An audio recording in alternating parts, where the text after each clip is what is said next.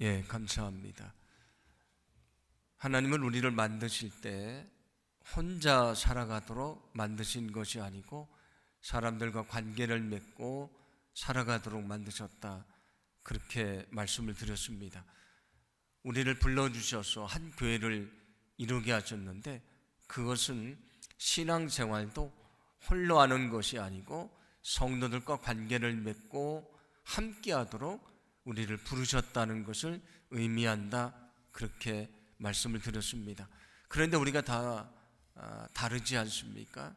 다르다 보니까 사람들이 모여있는 공동체에는 그 다름 때문에 갈등이 생기기도 합니다. 가정도 그렇고요, 나라도 마찬가지입니다. 그리고 직장도 그렇고 역시 교회도 그렇습니다. 공동체로 모여있다 보면 서로 다른 모습 때문에 갈등이 생길 수 있는데, 주님이 우리에게 말씀하신 답이 있습니다. 그것은 교회가 그리스도의 몸인데, 이 교회가 그리스도의 몸이고 우리는 지체들이기에 지체들이 서로 다르고 기능도 다르지만 존중해주고 협력해서 일하는 것처럼, 우리도 서로 다르지만 서로를 존중해주고 하나 돼서 협력하며 하나님의 일을 감당해야 된다, 그렇게 말씀을 하셨습니다. 그것이 우리 교회를 향하신 온전한 하나님이 원하시는 모습이고요, 우리가 살아가야 될 그런 온전한 신앙생활인 것을 결코 잊지 않기를 간절히 소망합니다. 전도서 4장 8절을 보시면 이런 말씀이 나옵니다. 아들도 없고 형제도 없이 홀로 있는 사람은 수고가 끝이 없다, 그렇게 얘기를 합니다. 형제도 없고요, 아들도 없습니다. 어떤 사람이 혼자 살아가는데 그가 수고를 하는데 수고가 끝이 없다라고 말하는데, 어떤 말이냐면, 우리가 인생을 살면서 많은 어려움이 있지 않습니까? 그 삶의 문제를 해결을 해야 되는데 도와줄 사람이 아무도 없습니다. 그래서 혼자 애쓰고 수고하며 살아가는데 인생의 문제는 또 나타나게 되어 있지 않습니까? 그래서 그 문제를 해결하려고 일생 동안 애를 쓰는데 그의 수고는 그치지 않을 것이다. 그는 계속 수고할 수밖에 없는 것이다, 그렇게 얘기를 합니다. 그런데 그 얘기를 들려준 다음에 이어서 전도서 4장 10절부터 12절을 보시면, 이렇게 혼자 있으면 끊임없이 수고를 내야 되지만 그러나 둘이 있으면 어떻게 되는가, 그것을 말씀해 주는데 제가 봉독해 드립니다. 혹시 그들이 넘어지면 하나가 그 동물을 붙들어 일으키려니와 홀로 있어 넘어지고 붙들어 일으킬 자 없는 자에겐 화가 있으리라. 또 두 사람이 함께 누우면 따뜻하거니와 한 사람이면 어찌 따뜻하랴. 한 사람이면 패하겠거니와 두 사람이면 맞설 수 있나니 세 겹줄은 쉽게 끊어지지 아니하느니라. 아멘. 그렇게 혼자 있으면 늘 인생의 문제를 해결하려고 그의 수고가 끊이지 않을 것인데, 그 두 사람이 함께하면 어떻게 되는가? 한 사람이 넘어지면 다른 사람이 그를 일으켜 세워주게 될 것이다. 우리가 인생을 살다가 낙심할 때도 있고요, 연약해질 때도 있고 넘어질 때도 있지 않습니까? 내가 혼자 다시 일어설 수 없을 때에 누군가 내 곁에 있다면 내게 손을 내밀 것이고 함께 기도하며 나를 이렇게 세워주지 않겠습니까? 그래서 함께 할 때의 그런 행복한 것이라고 말씀해 줍니다. 함께 누우면 따뜻하다고 얘기를 합니다. 우리가 혼자 있으면 외롭지 않습니까? 그런데 누군가 나와 함께 해준다면 얼마나 행복한 것입니까? 그가 큰 일을 하지 않아도 내가 정말 힘들고 어려울 때 내 곁에 있어주기만 해도 내게 얼마나 큰 힘이 된다는 것을 우리는 잘 알고 있습니다. 얼마 전에 한 성도님이 남편을 먼저 하늘나라로 보내시게 됐는데 그 마음이 얼마나 쓸쓸하고 어렵겠습니까? 그런데 그분을 잘 알고 있는 성도님이 오셔서 나와 함께 여행을 가자고, 그래서 두 분이 여행을 갔다 오셨답니다. 그런데 그분이 들려주시는 말씀이 무엇이냐면, 내가 정말 마음이 힘들고 어려운데 내 마음을 헤아려 줬던 그 성도님이 너무 감사하다. 그리고 내가 외롭고 힘들 때에 나와 함께 해줬기 때문에 내가 큰 용기를 얻게 됐다. 그렇게 말씀을 하셨습니다. 내가 정말 힘들고 어려울 때 내 옆에 누가 있어준다는 자체만으로 우리는 용기를 얻게 된다는 그런 얘기입니다. 이어서 뭐라고 말합니까? 한 사람이면 패하겠거니와 함께하면 능히 이길 수 있느니라. 우리가 혼자 있으면 넘어지지만 함께하면 이기게 된다라고 얘기를 합니다. 성경은 사탄은 우는 사자처럼 삼킬 자를 참는다고 얘기를 합니다. 사자가요, 그 들소떼가 이렇게 이동을 하는데 지켜보다가 그 들소 하나가 무리해서 이탈을 하면 즉각적으로 달려와서 그 떨어져 있는 들소를 잡아먹습니다. 함께 있으면 안전한데 떨어지면 사탄의 시험에 넘어지게 된다, 그런 얘기입니다. 왜 주님이 우리를 이렇게 불러 모아서 하나로 묶어주셨는가? 함께 기도하며 사탄의 시험을 이겨내고 믿음으로 승리하라고 하신 것입니다. 우리가 서로 연약하지만 세 겹줄처럼 우리가 함께할 때에 우리가 든든할 수 있고요, 어떤 시험도 어떤 인생의 어려움도 우리가 이겨내며 믿음 안에 승리하게 될 줄로 믿습니다. 이것이 함께하는 것의 축복이라고 말씀해 주십니다. 그러면서 오늘 말씀은 우리가 그렇게 모여서 함께하면서 서로에게 어떻게 해야 될 것인가를 말씀해 주시는데, 사도행전 2장 44절부터 46절을 보시면 초대교인들에 대해서 이렇게 말씀을 합니다. 함께 봉독합니다. 믿는 사람들은 다 함께 지내며 모든 것을 서로 나누어 쓰고 재산과 물건을 팔아 각자의 필요에 따라 나누어 주었다. 아멘. 이 초대교회에 대한 말씀인데, 그때 사람들이 자기 재물도 나누어 주고 재산도 팔아서 사도들 앞에 가지고 와서 나누어서 함께 사용을 했다, 그런 얘기인데, 여러분 이 말씀이 이해가 되십니까? 정말 그랬을까? 왜 그랬을까? 이런 생각을 좀 갖게 되지 않습니까? 그런데 그 이유가 있습니다. 이야기 사도행전이라고 하는 책이 있는데 그 책에서는 이렇게 설명을 하는데 제가 굉장히 공감을 하게 됐습니다. 내용은 어떤 것이냐면, 사람들이 예루살렘으로 유대인들이 모였습니다. 여러 나라에 흩어졌던 사람들이 예루살렘으로 모였습니다. 왜 모였습니까? 오순절을 지키려고 모였습니다. 그런데 그 오순절 날 성령이 임하게 됐고요, 사도들이 나가서 말씀을 전할 때 그들이 예수님을 믿게 됐습니다.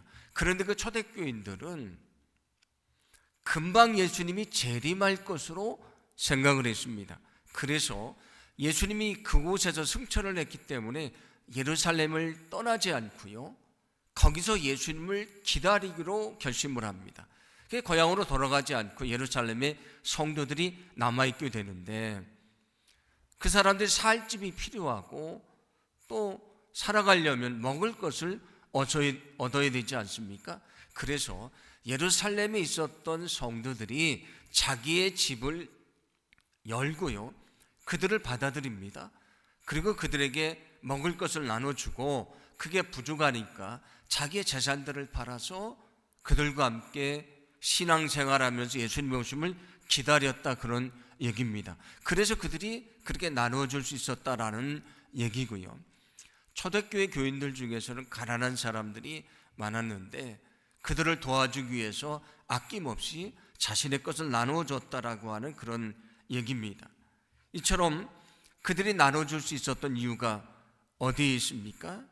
그것은 그들이 주님 안에서 한 형제가 되고요, 어제 말씀을 나눴던 것처럼 주님 안에서 그들이 영적인 가족이 되었기 때문입니다.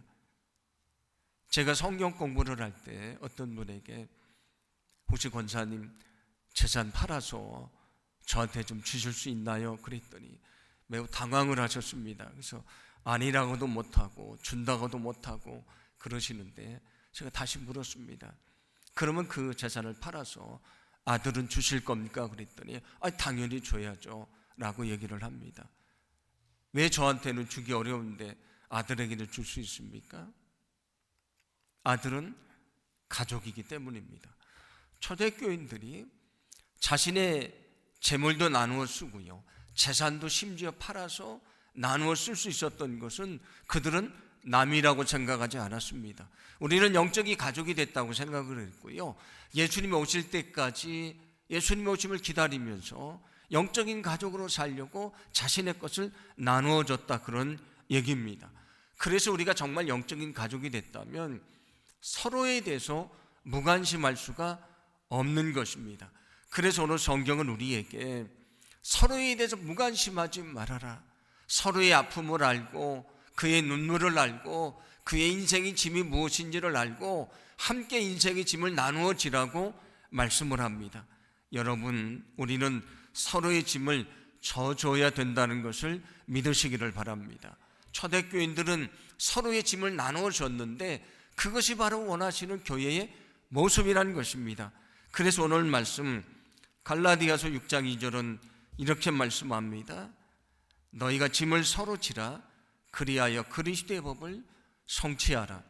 제가 얼마 전에도 말씀드렸던 것인데 여기 그리스도의 법은 서로 사랑하라는 예수님이 주셨던 새 계명을 말합니다. 어떻게 그 사랑의 계명을 이룰 수 있는가? 서로의 짐을 져야 된다. 그 마음을 이해하고 눈물을 알고 인생의 짐을 함께 지기 위해서 서로 애쓰고 수고하고 함께 기도해 주며 살아가야 된다. 그게 하나님이 원하시는 교회의 모습이고 성도들의 모습이라고 오늘 성경은 말씀해 주고 있습니다. 사랑의 반대말이 무관심이라고 흔히 얘기를 하지 않습니까? 우리가 누구에 대해서 무관심하면 사랑이 없는 것입니다. 우리가 그에 대해서 관심을 가질 때에 사랑할 수가 있는 것입니다. 그러므로 여러분이 기도하실 때에 우리 교회와 우리 목장이 정말 오늘 성경 말씀처럼 함께 인생의 짐을 나누어 지는, 그래서 그리스도의 법을 성취하는 귀한 역사가 있도록 여러분들이 함께 기도하시고 협력해 주시기를 간절히 소망합니다. 우리가 서로의 짐을 져야 되는 이유가 있습니다. 하나님에 대해서 성경은 이렇게 말씀을 합니다. 시편 68편 19절인데 함께 봉독합니다. 날마다 우리 짐을 지시는 주 곧 우리의 구원이신 하나님을 찬송할지로다. 아멘. 우리 구원의 하나님을 뭐라고 말씀합니까? 날마다 우리의 짐을 져주시는 분이시다.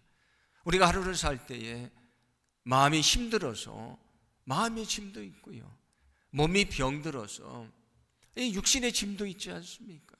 인생을 살아가는데 내가 오늘 짊어져야 될 인생의 짐이 있지 않습니까? 근데 여러분은 어떻게 오늘 하루를 사셨습니까? 마음이 정말 힘들었는데 내가 그것을 잘 추스리고 하루를 살았습니다. 어떤 사람은 오늘 인생의 어려움을 이기지 못하고요, 스스로 목숨을 끊은 사람도 있습니다. 그런데 나는 오늘 마음이 힘들었지만 오늘 하루를 살았습니다.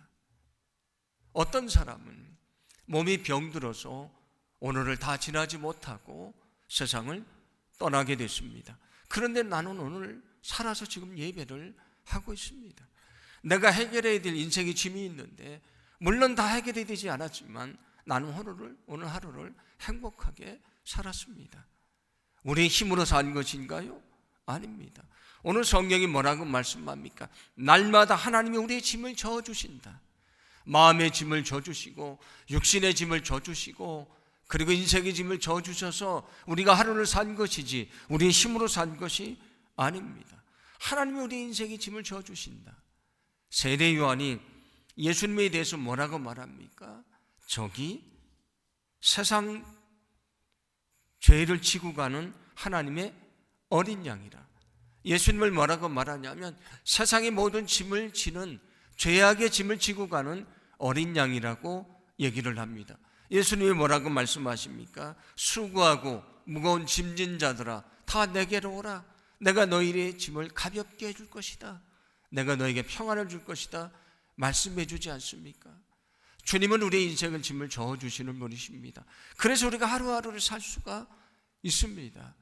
그렇다면 우리도 다른 사람들의 짐을 져줘야 되는 것이지 않겠습니까? 여러분들이 주님이 우리를 한 교회로 모아주셨으니, 목장 식구로 모아주셨으니 우리가 서로 인생의 짐을 함께 지고 험한 인생길 우리가 주님 안에서 믿음으로 승리하며 살아가기를 간절히 소망합니다. 그게 주님이 원하시는 믿는 자의 모습이라는 말씀입니다. 그래서 성경은 이렇게 말씀을 하는데, 데살로니가 전서 5장 14절입니다. 제가 봉독해 드립니다. 형제자매 여러분, 여러분에게 권고합니다.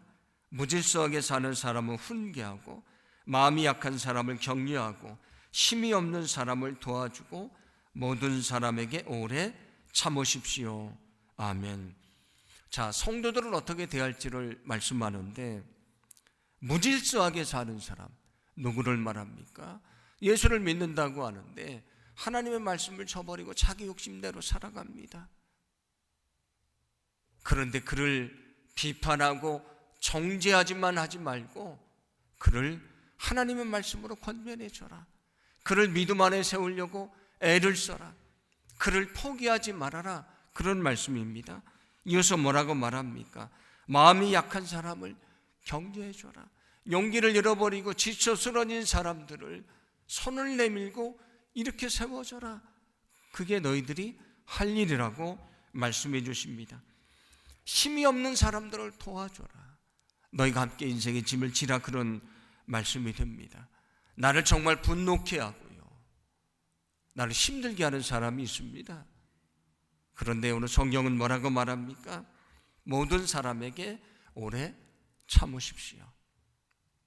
지치고 상처받은 영혼들을 위로해주고, 때로는 나를 힘들게 하는 사람도 포기하지 말고 끝까지 그를 섬겨주고 사랑해줘라. 그래서 모두 다 함께 일어나서 믿음 안에 살게 되는 것이 하나님이 우리에게 원하시는 모습이라고 말씀해 주십니다.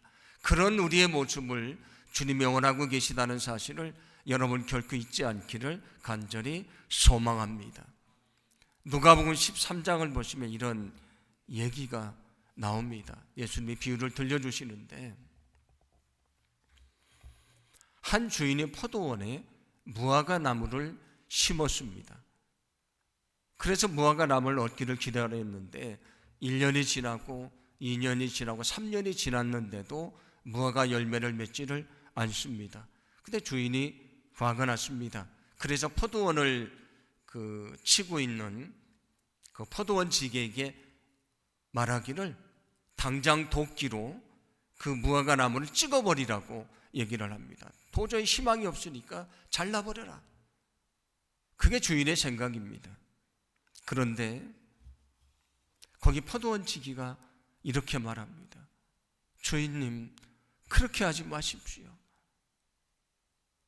올 한 해만 더 기다려주시면 안 되겠습니까? 내가 열심히 걸음을 주면서 이 나무를 키워보겠습니다. 그렇게 얘기를 합니다. 우리는 나와 생각이 다르면 마치 도끼로 잘라버리듯이 그냥 잘라버리면 되지, 그 관계가 뭐 중요해, 그냥 끝내면 되지라고 생각하지 않습니까? 그런데 여기 포도원 지기는 뭐라고 말합니까? 나는 그를 위해 걸음을 주겠습니다. 우리는 도끼로 찍는 사람이 아니고 걸음을 주는 사람이 되어야 됩니다. 걸음을 주는 사람이 어떤 사람입니까? 지치고 상처받은 영혼들, 때로는 나를 힘들게 하는 사람, 저는 전혀 희망이 없다고 생각하는 사람도 포기하지 않는 것을 말합니다. 걸음을 준다는 것은 그를 위해 기도해 주고요, 격려해 주고 도와주고 그가 변할 때까지 포기하지 않고 인내하고 기다리는 것을 말합니다. 그런데 사람들은 어떻습니까? 도끼를 휘두르는 것처럼 그 관계 그냥 깨지면 그만이지 라고 생각합니다. 그런데 주님이 우리에게 원하시는 것은 그 영혼을 위해서 눈물의 걸음을 주는 것입니다.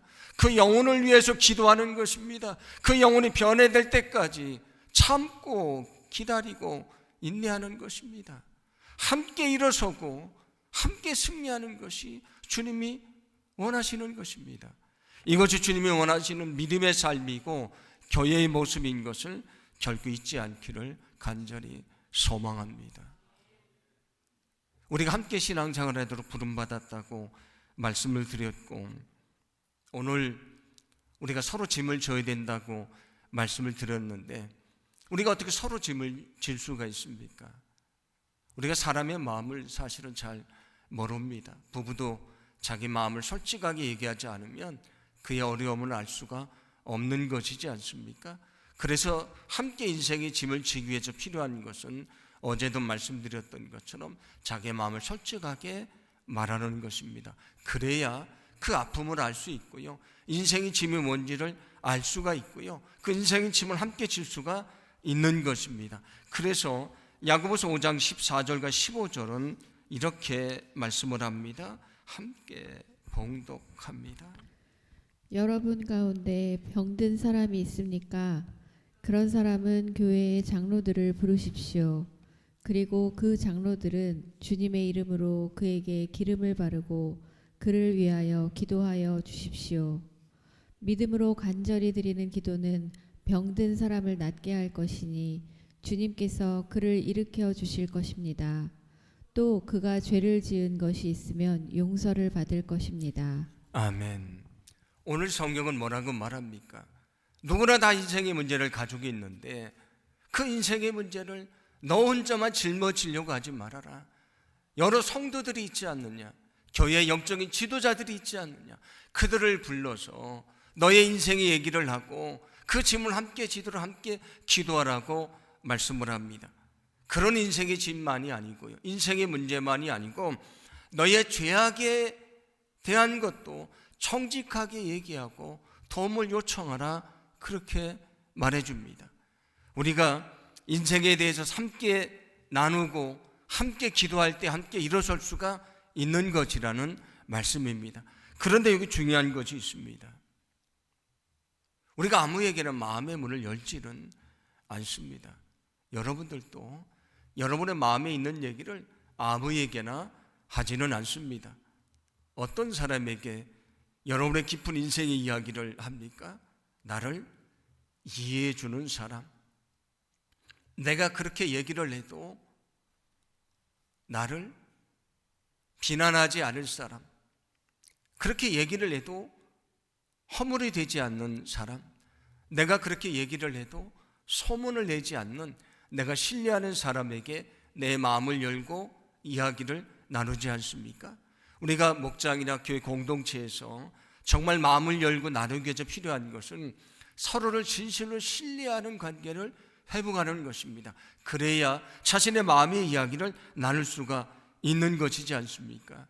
여러분이 기도할 때에 우리 교회가, 우리 목장이 정말 마음 깊은 이야기, 어쩌면 나의 부끄러운 이야기까지도 함께 나누면서 함께 인생의 짐을 지면서 믿음으로 살아가는 그런 공동체가 되게 해달라고 여러분 기도하기를 간절히 소망합니다. 그래서 우리는 어떤 관계가 되어야 되는가? 서로 도움을 주고 도움을 요청하는 관계가 되어야 된다는 것입니다. 우리가 서로 인생의 문제에 대해서 얘기를 하고 우리가 도움을 요청하고요, 내가 그에 도움이 되고 함께 인생의 짐을 지고 가는 그런 믿음의 삶을 살아가야 될 줄로 믿습니다. 우리가 마음의 문을 열고 자기의 이야기를 해야 되는데 그게 사실 좀 쉽지 않습니다. 왜냐하면 자기의 부끄러운 모습을 드러낸다는 것이 그렇게 쉽지 않기 때문입니다. 어느 교회에서 고난주간 중에서 목요일을 세종 목요일이라고 말하는데, 그때마다 예수님이 제자들의 발을 씻어 주셨던 것처럼 이제 세족식을 행했답니다.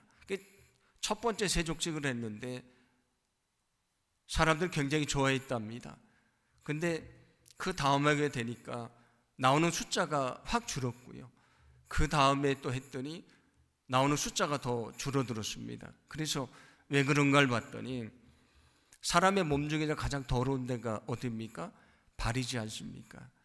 그 더러운 발을 물론 그것 때문에 씻고 오기는 하지만 남에게 내 발을 내놓는다는 것이 부끄러운 것이지 않습니까? 그래서 발을 내미는 것이 부끄러워서 오는 교인들의 숫자가 적어져서 그 다음에 해부터는 어떻게 했냐면 세족식을 하지 않고요, 손을 씻는 세수식을 했다고 얘기를 합니다. 여러분, 우리의 발을 내미는 거 우리의 가장 더러운 것인데 그게 쉬운 것이 아니죠.